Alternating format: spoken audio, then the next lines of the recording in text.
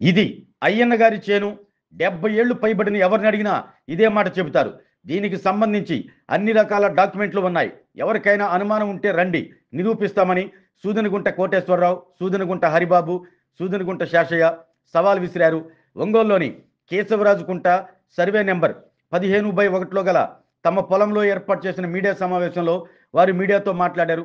1947 సంవత్సరంలో తమ తాత సూదనగుంట వెంకట శేషయ్య 5.10 ఎకరాల భూమి కొనుగోలు చేసి అన్నదమ్ముళ్ళు పంటలు పండించుకుంటున్నట్టు తెలిపారు.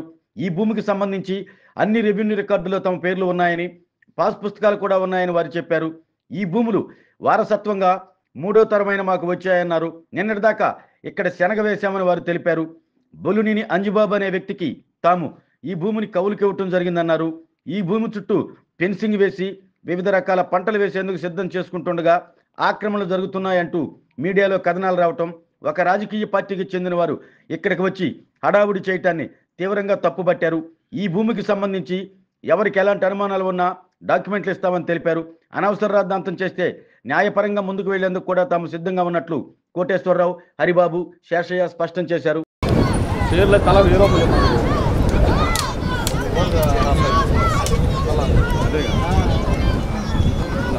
ఆరు వరకు సార్ తలకు 3000 ఇచ్చి వారు మన తలకు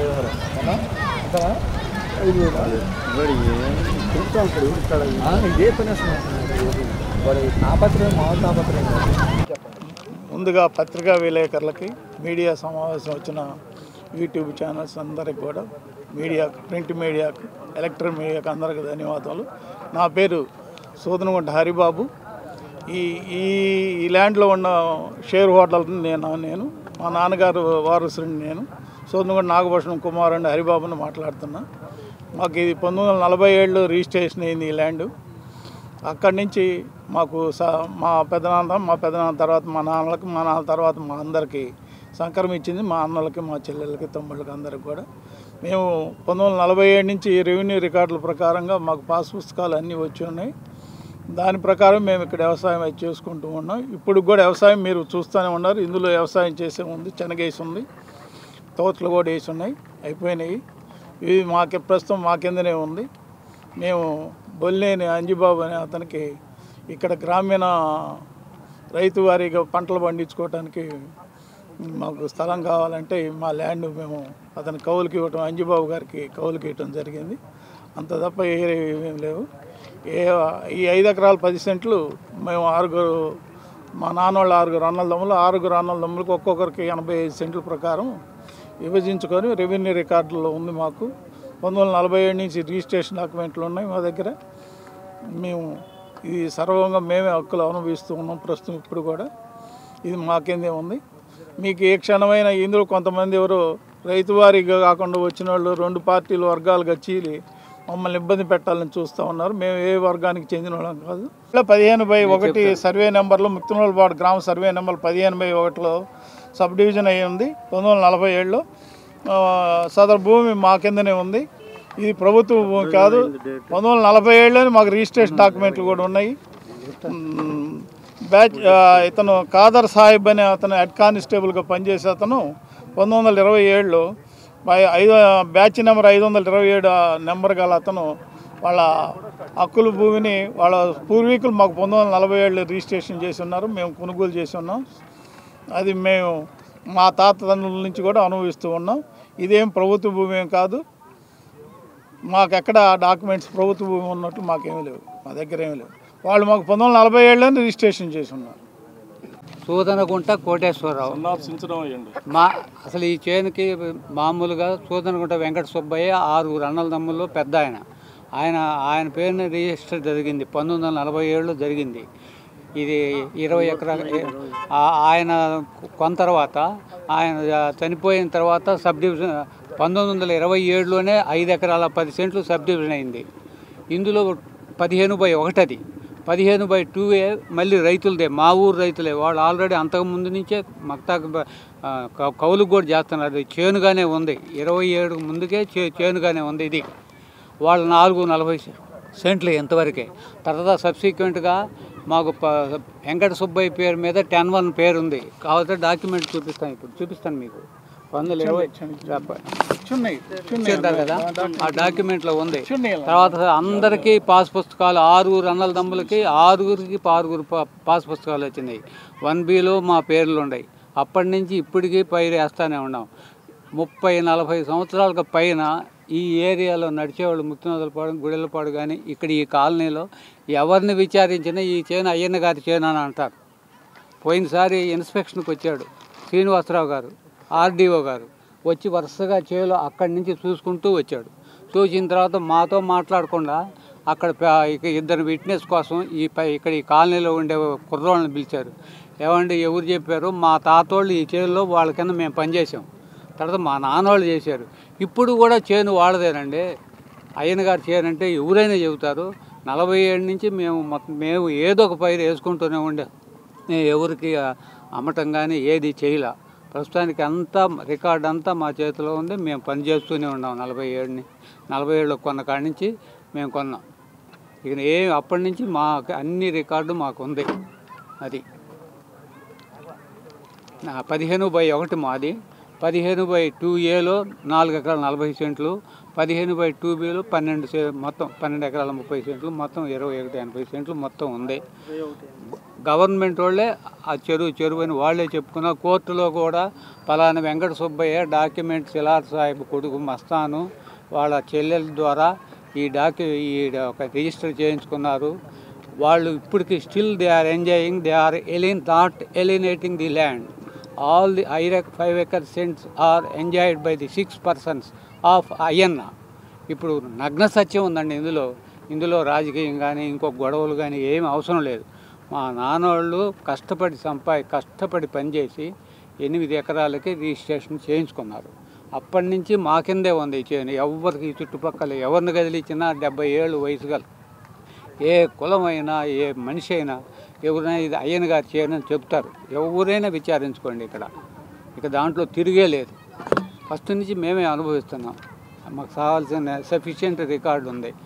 కోర్టు అన్ని రికార్డులు అంత వివరంగా ఉంది. ఎర్రగొడ్లు టౌన్లో కలిసిపోయింది కదా, ముందు అసలు చేనును రక్షించుకోవడానికి ఆ ఫెన్సింగ్ వేయటం జరిగింది. ఏదో ఒక పైరు వేయాలి కదా అని. ఈ మురికి నీరు కూడా వస్తుంది. అందువల్ల దాన్ని ఏదైనా చేసి ఏదైనా ఆయన ఏదో ఈ కాలనీలో మురికి నీరు అంతా ఇటే పెడుతున్నారండి. అది అక్కడ ఆ చేను కూడా తీసుకోలేయ్యాడు. ఇప్పుడు ఎందుకండి ఇదంతా? ఈ చేను నిన్నటిదాకా పైరు ఉంది, నిన్నటిదాకా శనగ ఉంది, శనగ పైరు ఉంది. అప్పటి నుంచి మేము వేసుకుంటూనే ఉన్నాం. ఈ పందుల సెక్యూరిటీ కోసం మేము ఇది వేసుకున్నాం. బుడబొక్కల పందులు శనగేమో. ఇందులో రాజకీయం లేదు, ఇంకొక వేరే విషయం లేదు. ఇప్పుడు ఎన్నేళ్ళు అయిందండి? 47 అంటే 53, 73, 73, 80 సంవత్సరాల నుంచి అనుభవిస్తున్నాం. ఇప్పుడు 80 సంవత్సరాలు 80-85 రెండేళ్ళు ముసలోడిని ఉన్న కలిస్తే ముత్తునూతలపాడు, గుడిగలపాడులో ఈ చేనెవరిదో చెబుతారు. దీనికి జడ్జిమెంట్ కోర్టులు కూడా అవసరం లేదు. 80 సంవత్సరాల వయసు గల ఏ ముసలోడిని కదిలించినా పలానోళ్ళు అయ్యన్న గారి చేయనని ఖచ్చితంగా బల్లగుద్ది చెబుతారు. మేము ఇందులో ఏం పొరపాటు చేయట్లేదు, మేమేం మోసం చేయట్లేదు. శేషయ్య అండి, సూదన ఉంటే శేషయ్య. మా నాన్నగారి పేరు సుంచరామయ్య. ఇది 15 సర్వే నెంబరు 21 ఎకరా 80 సెంట్లు. దీన్ని 1927లో సబ్డివిజన్ చేసి 15/1 5 ఎకరాల 10 సెంట్లు ఎడగొట్టారు. తర్వాత మళ్ళీ ఇదే సర్వే నెంబర్లో 15/2 అని 4 ఎకరాల 40 సెంట్లు ఎడగొట్టారు. ఈ 1927లో కాదర్ భాష అనే అతనికి పట్టా ఇచ్చారు ఈ 5 ఎకరాల 10 సెంట్లు. అతను కొన్నాళ్ళు అనబిగించుకొని వాళ్ళ కుటుంబం నిమిత్తం 1946లో రిజిస్ట్రేషన్ చేయించుకున్నారు. వాళ్ళు 1947లో మా పెద్దనాన్న కొన్నాడు. సూదనం ఉంటే వెంకట సుబ్బయ్య, తండ్రి అయ్యన్న. ఆ రోజు నుంచి ఈ రోజు వరకు మా ఆధీనంలోనే ఈ భూమి ఉంది. మేము ఏ పార్టీకి చెందిన వాళ్ళం కాదు. రెండోది, మేము ఏదో రకరకాల ప్రచారం చేసుకుంటున్నారు, అవన్నీ మాకు అనవసరము. 1956లో 54లో మా నాన్నగారు అన్నదమ్ములు 6 వాళ్ళు ఏరుబోతూ పార్టీషన్ రాసుకొని తలా 85 సెంట్లు పంచుకున్నారు. కుటుంబం నిమిత్తం పంచుకొని గవర్నమెంట్ రికార్డు ప్రకారం పాస్ పుస్తకాలు ఇచ్చారు. అడంగలు ఉంది, 1A ఉంది, అన్నీ ఉన్నాయి.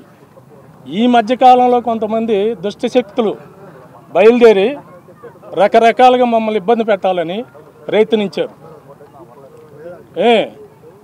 ఇది రాజకీయ నాయకులకు కూడా తెలుసు ఇది పట్టా భూమి అని. వాళ్ళ కాడికి పోయి ఇళ్ల స్థలాలు ఇవ్వమని కూడా చెప్పారు. అడిగితే ఈ పట్టా భూములు ఇయటానికి లేదని 2004 నుంచే పాలనీని వాదు చెప్పాడు జాన్ ప్రకాష్ అని అతనికి. నేను ఇవ్వలేను, అవి పట్టా భూములు ఇళ్ల స్థలాలు కట్టిస్తామని మాట్లాడాడు. అతను కొన్నాళ్ళు ఆగి మళ్ళీ జనార్దన్ కాడికి పోయాడు. అతను కూడా నేను ఇవ్వటానికి వీలు కాదు ఈ పట్టా భూములు అన్నాడు. మళ్ళీ మాగుంట కాడికి పోయాడు, అక్కడ వీళ్ళు పడలా. ఆఖరికి గవర్నమెంట్ మీద అతను కోర్టు కేసాడు. అర్థమైందా? ఇళ్ల స్థలాలు ఇవ్వమని గవర్నమెంట్ మీద కోర్టు కేసాడు. వేసిన అతను 11 సంవత్సరాలు పొడుగుతా దాన్ని బెంచ్ మీదకి తీసుకురాల కేసుని. మొన్న సుప్రీంకోర్టు ఈ మధ్యకాలంలో ఆగిపోయిన కేసులన్నీ త్వరితగతిన విచారించమని హైకోర్టుకి ఆదేశాలు ఇచ్చింది ఒక 1-2 సంవత్సరాల క్రితం. అప్పుడు బెంచ్ మీదకి కేసు వచ్చింది.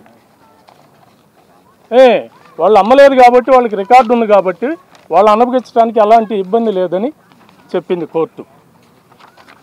కాబట్టి ఏంటంటే దీనికి ఎలాంటి ఇబ్బంది లేదు. ఎవరైనా అపోకలు పెట్టినా కూడా వాళ్ళకి మేము సబ్మిట్ చేయడానికి రెడీగా ఉన్నాం. ప్రతి వాడికి ఏంటంటే ఒక ఇల్లు కల్లా వస్తువు పడిందంటే దారిని పోయేవాడికల్లా దాని మీద దురుద్దేశమే. మేము దాదాపు మా ఫ్యామిలీ ఒక 100 మంది ఉంటాం ఈ భూమి మీద. ముఖ్యంగా నేను సన్నగారు రైతుని, నాకు 3 కూతుళ్ళు, నాకు వచ్చేది 42 సెంట్లు ఉంది. ఇదే మీరు ఎంక్వైరీ ఎక్కడ చేసుకున్నా కూడా నా భూముల గురించి మీరు మాట్లాడచ్చు. కాబట్టి ఏంటంటే ఇది ఎవరు ఏం చెప్పినా కూడా మీరు నమ్మద్దు. మేమే పార్టీకి చెందిన వాళ్ళం కాదు. వైసీపీ వాళ్ళైనా వచ్చి అడిగితే మేము డాక్యుమెంట్లు ఇస్తాం, లేదు ఇంకొక పార్టీ వాళ్ళు వచ్చినా మేము ఇస్తాం. దాంట్లో ఎలాంటి ఇబ్బంది లేదు. మేము భూమి అమ్మల, ఒక రైతుకి కౌలుకిచ్చాం. కౌలుకిస్తే ఆయన ఏం చేశాడు, భద్రత కోసం వేసుకున్నాడు. అది తప్పేం కాదే. తప్పైతే చెప్పండి.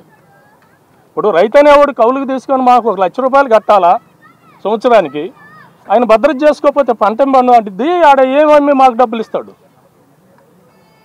ఇది కావాలని కొంతమంది తప్పుదోవ పట్టిస్తున్నారు. అవన్నీ మీరు నమ్మొద్దు దయచేసి. మీకు ఎనీ టైం ఏది కావాలన్నా మీడియాకు కానీ పత్రికా మిత్రులకు కానీ మేము అందజేయడానికి రెడీగా ఉన్నాం.